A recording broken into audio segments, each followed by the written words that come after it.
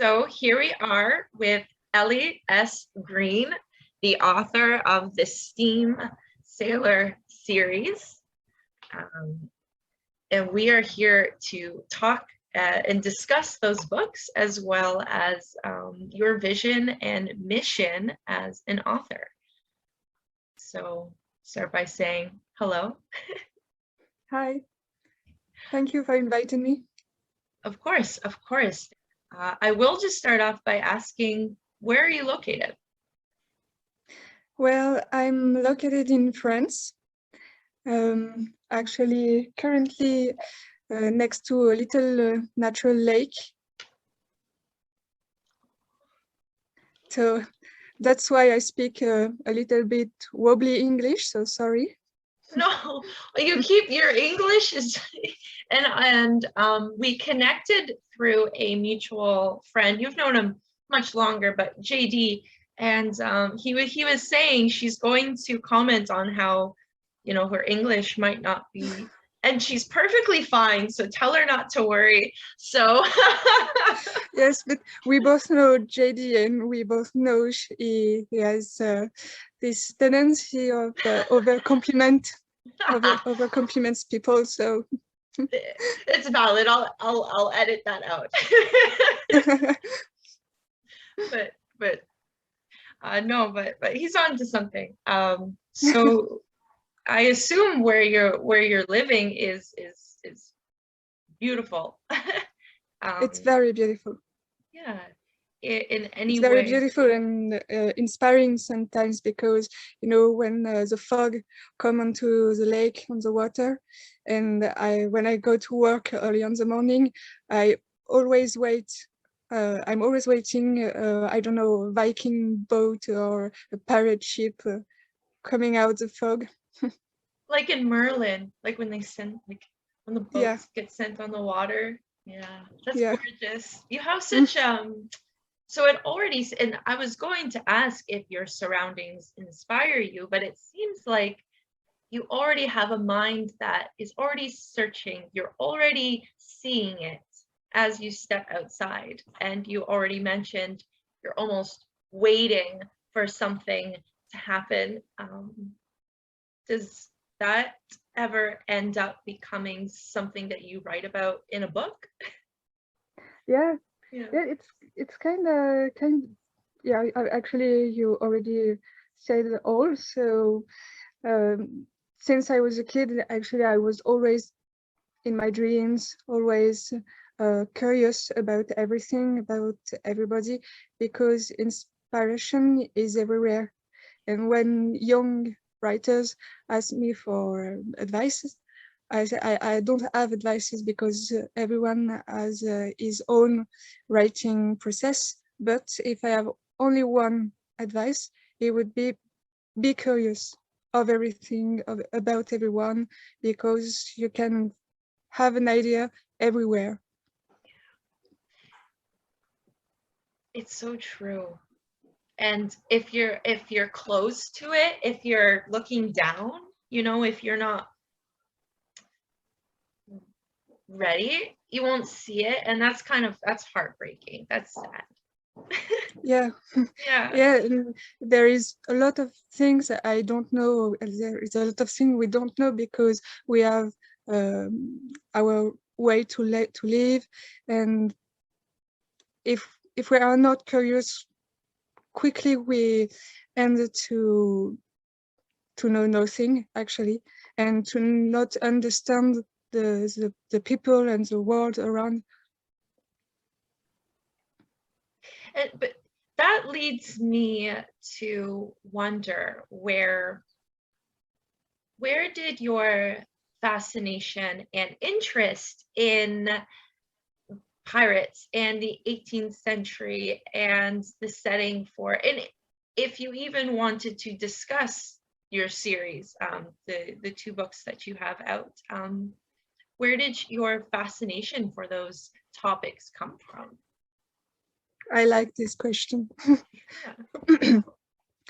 Actually, I have always been fascinated pirates since I was a little kid, like a lot of little kids actually. And then when I grew up, I keep being interested and passionate about pirates, and I read a lot about them. I read a lot historical reports, historical books, and I learned about real pirates. And I discovered they are very different than pirates from pop culture we all know. And I discovered really deep people and more complex than we know. And I don't know, I think it's for me at least, it's the best model still today of micro society where tolerance was the most accomplished, because we are talking about as you said 17th 18th century, so we were still Black people's slavery was heavily ongoing, and the female condition was very basic, and pirates in the middle of all of this world as it was, they are the first people who accepted everybody. So whatever the skin color, whatever your birth, whatever your gender, whatever your sexuality, actually, because they were the first to accept homosexuality. So they just accepted everybody, and they were like, okay, we don't care about your skin color or your gender. If you do your job and if you're a good shipmate, you're welcome aboard. So I think maybe that's why we call it pirate utopia. But I like it, and I like to think about them and what they could think about our time. And they could say something like, well, but we have if I count very quickly, yeah, we have centuries between us, but you're still in there. You're still discussing about skin colors. You're still discussing about sexuality. How are you still in there? I don't know. It's I think it's a good way to talk about this topic as a non LGBT myself and non-Black people myself. So I don't know how to give a voice to these people, because I don't live what they live. So it's maybe my own way to talk about this topic through piracy, because it's for me the best model of tolerance. That's really beautiful. I'm sorry, I feel I miss words. I miss English words to say everything I would like to say. So it's fascinating that I personally did not know that they were so open-minded. Yeah. So accepting of their peers and of the people around them, to say that as long as you know how to work hard, come on board. Yeah. And as much as they did have their troubles, that they were flawed people in history, in you touched on it, in the storybooks, they're very romanticized. Yeah, in the movies too, but it's good, and besides, it's I think real pirates, as they were, they deserve to talk about the reality, how they really were. And the fun part is we know what we know about real pirates through trial reports, where officials just wrote about pirates in trial, and we have texts where we see the officials of 17 and 18 were amazed actually about them, and some of them just said, oh, okay, we can understand why piracy is fashion. We can understand why piracy is attractive, because they eat better, they are paid better, they have respect for each other, and everyone can vote about important decision or for the captain. So they were already understanding why piracy was so attractive. And we have those texts from their opponent, so from enemies of piracy. Really? Yeah. That's very interesting. And you have to find all this out through research for your writing. And so you you know a lot about this stuff. But the fact that that texts were studied to confirm that behavior, I didn't. That's cool. That's really cool. Yeah, pirates are cool. I keep saying that. It's early. So tell us about steam sailors. There's the first book, the heliotrope. I don't want to mispronounce it. No, it's perfect. And the second book being The Alchemist. So just discuss those two books in your own words as the author. Okay. Actually, there is three books because the last one was out 2 weeks ago. My apologies. Okay. Oh, no, it's okay. It's very new. Okay. With my own words. Okay, so the first one, the heliotrope. Heliotrope is the name of the ship. It's a flying ship because my parents are flying pirates, not on the sea, because I have a big seasickness. That's my biggest regret. So the first book starts with Prudence, who is a young woman who lives on Earth, and she lives there, but she hides also because she has weird dreams, which sometimes show her the future. Yeah. And she knows medicine, so she survives with some I don't know how to say, but it's she practices a clandestine medicine. Yes. And yes. Okay, you see, and one night her village is attacked by a pirate crew from the sky, so she kidnapped by these pirates. And she's not thrown overboard because she knows medicine, and their own doctor is missing. I don't say where is he because it's a spoiler. So she stays with these pirates, and she discovers they are on their path to a big treasure. It's a legendary treasure who could be hide in a legendary city built by an ancient order of magician, the alchemist. So the first book is this treasure chase. Yeah. It's a good one. Okay, treasure chase. And the second one, they found the treasure, but they woke up a very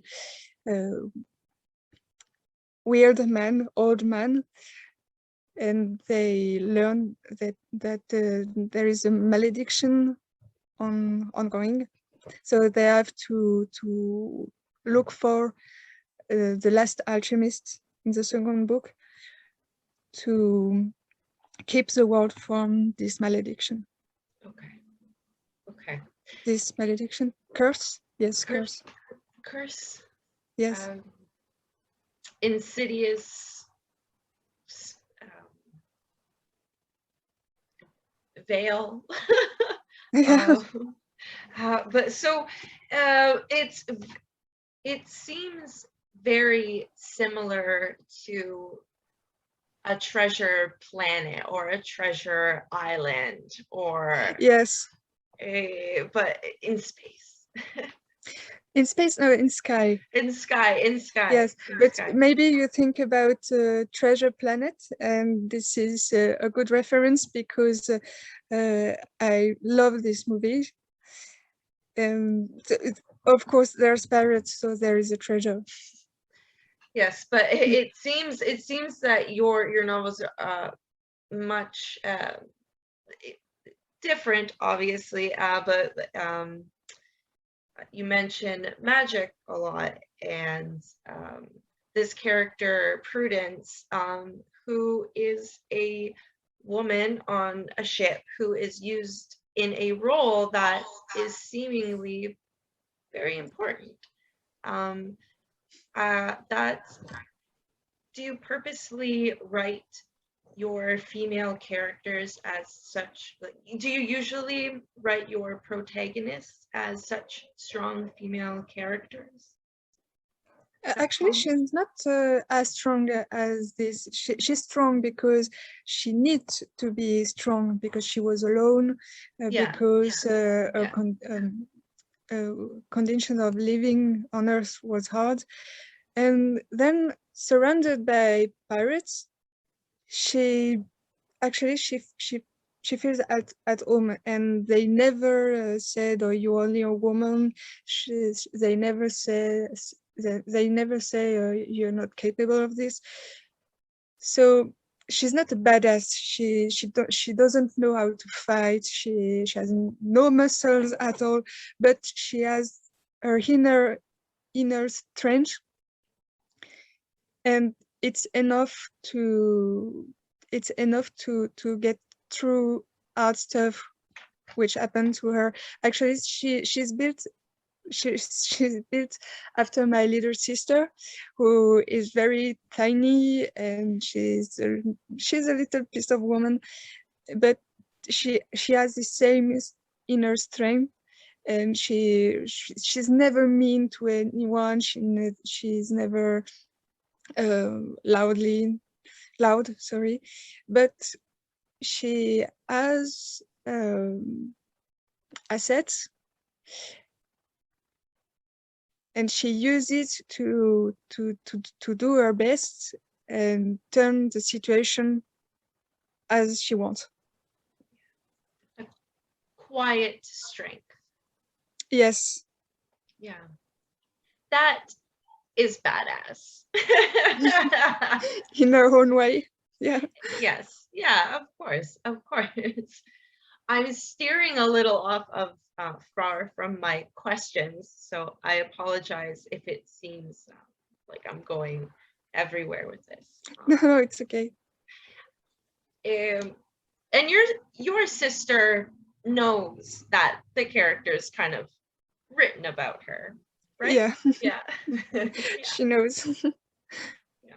How long do you study and conduct research for writing what you write? This is hard to say because the first book was about pirates, and my research about pirates started a long time ago, a few years ago when I was a kid. And now I'm currently writing a new book about a new universe, and it's about American Civil War and Ghost. So now I'm doing research about Civil War, American Civil War, and Ghost. But, yeah, and I begin from the start because I don't know anything about. I know few, but not enough about Civil War. And when I was writing about pirates, I wrote 3 books, and I was still doing research when I was writing the third one. So I went to a private city in France. I went on a board of a real replica of 18th century ship. And now, unfortunately, I can't come to USA to do my research, but I'm watching documentary and reading books. And for the ghost part, I reached a medium, a real medium. So she's teaching me about her job, and it's very, very interesting. Very scary too, but interesting. So I don't know how long I will do this, but I know I will still doing research at the end of the book. An ever ongoing process, it seems. Yeah. Never always being curious. Exactly. With research that comes with writing books, it's almost like you get to live a double life or live a movie inside of your head. You can go to an amusement park as a 28-year-old and say, I'm here for research, and you're just experiencing joy and you're having fun again. It must be very freeing. You must have a lot of interesting experiences because of it, the research. Yes, you speak true, and more than you think, because I've already been in a old private house, and when I said I was here to write about pirates and privateers, the historian man who were doing the visit, he said, oh really, so come with me, I will show you more stuff. And I was really like a little kid, yay, I'm so excited. It was awesome.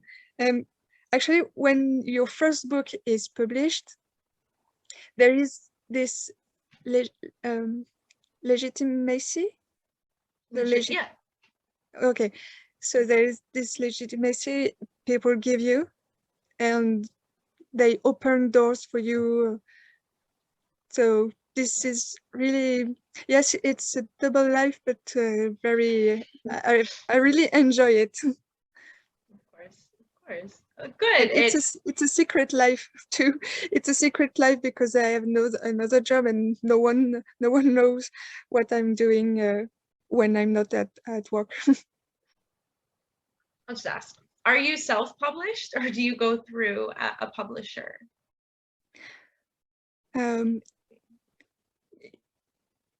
Sorry, what's the question? Sorry. I'll reword that, of course.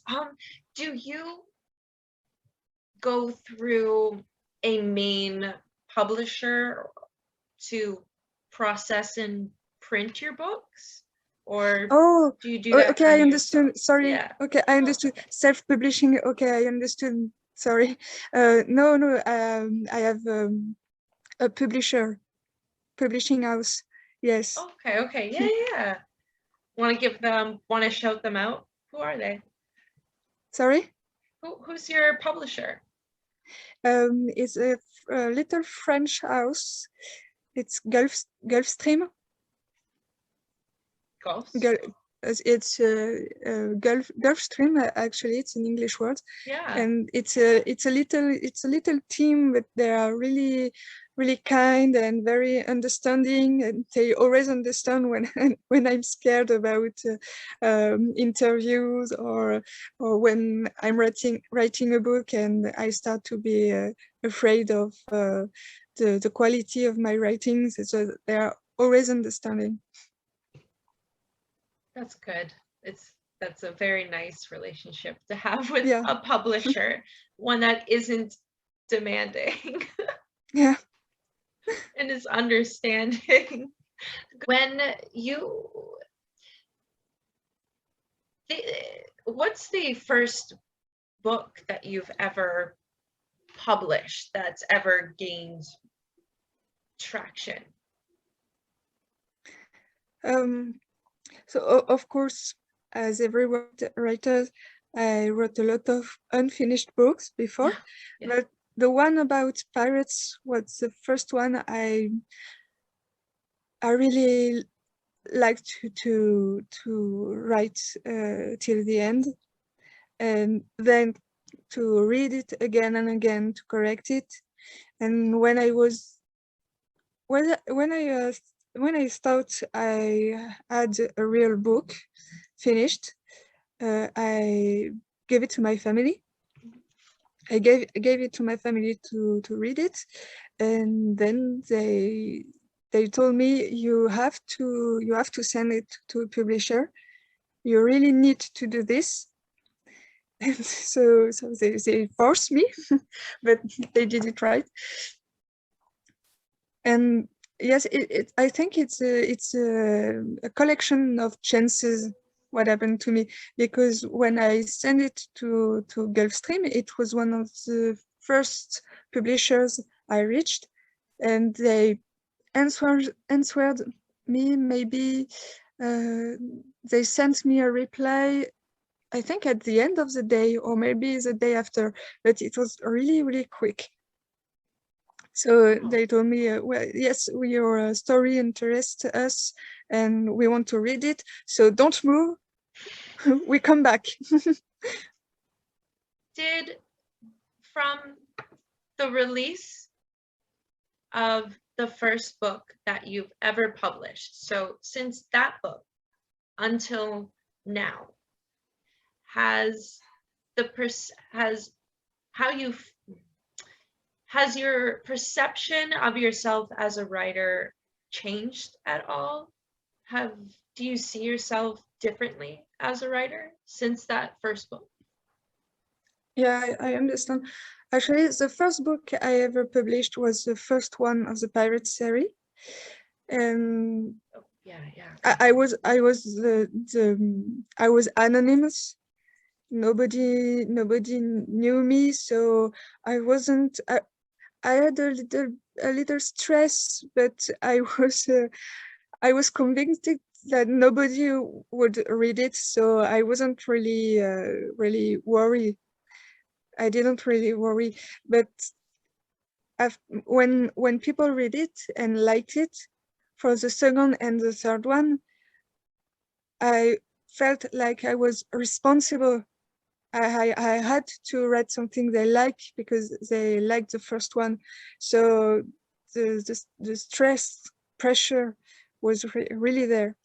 It's maybe the biggest change from the first book to this one, to the last. And maybe since people really read what I write, sorry, I feel like I have another responsibility. I need to be informed a lot of more than what I am already. I don't know how to say it, but I need to know my topic really well to not write something wrong, or to not hurt someone also. Yes. And I think this is really tricky because I don't know everything, and I think maybe one day I will hurt someone without wanting it. So to avoid it, I try to be informed as much as I can. That's very smart. That's smart as a writer. And that shows that you care not only about your work, but about your like your audience. You care about them. So at the end of the day, at least there's that. It's terrifying and it is stressful to have to give the people what they want, for a lack of a better term. You have to always people want what they want. Yeah, first of all, I try to write something I want to read myself. And I really hope that it's not disappointing for readers. That the most important goal when I write a story, it's a story I invented for myself first, and I try to tell it correctly for other readers. Course. Yes, because you do not want to offend or hurt or get a fact wrong, and then that's all you hear about. So what makes a believable and relatable protagonist or character in general? What makes a good character? That's a good question. I don't know if there is I don't know if there is a recipe for that. Maybe a believable protagonist is a puzzle, actually, a piece of people we know, a piece of ourselves, a piece of people we would like to know or not. And maybe just a little piece of cliche too. Yeah, I think at least my protagonists are built this way. It's how do we say, a melting pot. Yeah, yes. A melting pot of people I know, of a little bit of myself, and people I would like to meet for real. You touched on, you said a little bit of cliche, and that makes me think of sometimes people want to see in their favorite character something that they don't have and feel like is attainable, or they might be able to get it, but it's not real, but at least it's in their character. Cliche is comforting, sort of, in a way. Yeah. Familiar. It's familiar. Yes. Yes. Familiar. In this way. Yeah. So it's interesting you said that. And you said the next novel that you're writing is Civil War and Ghosts.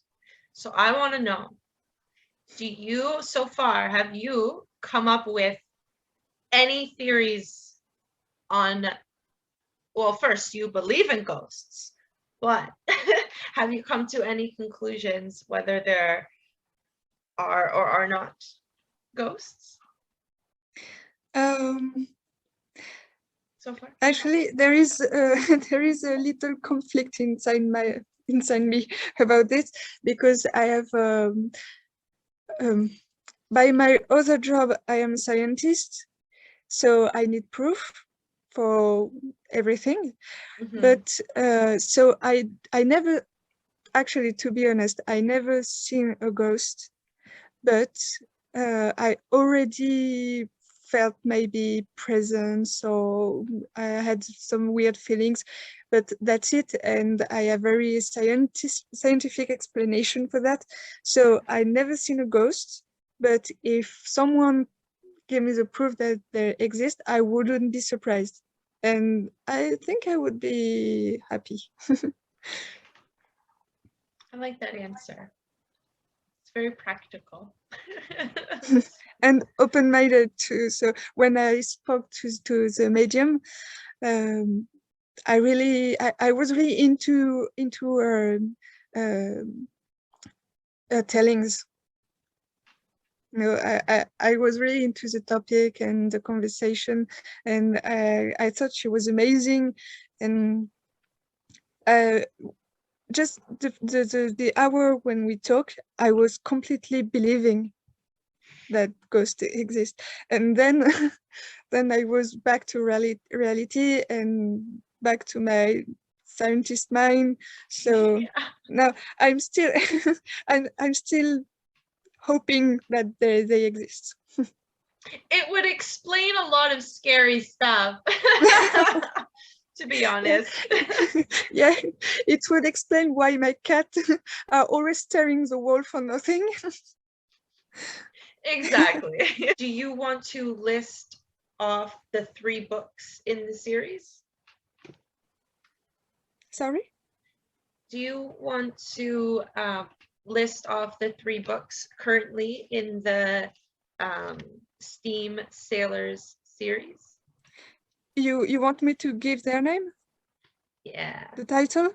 Yeah. Okay. So the first one, the title is L'Héliotrope. So it's the name of the ship. The second one is the Alchemist. So it's more about this ancient magician's order. And then the last one is a Passeur d'âme, soul traveler, maybe. And this one is about a scary magical world. And there is, for the fun story, there is a character who is inspired from JD, our common friends. Yeah. It's well done. It's well done. Well, I think it's funny because it would be an amazing parrot. I know. I think he's living his greatest fantasy. Making it come to life. Okay, if listeners are interested in purchasing the books, where could they find them?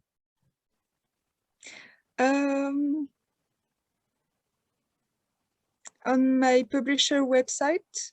Okay, yes. Maybe it's the easiest way.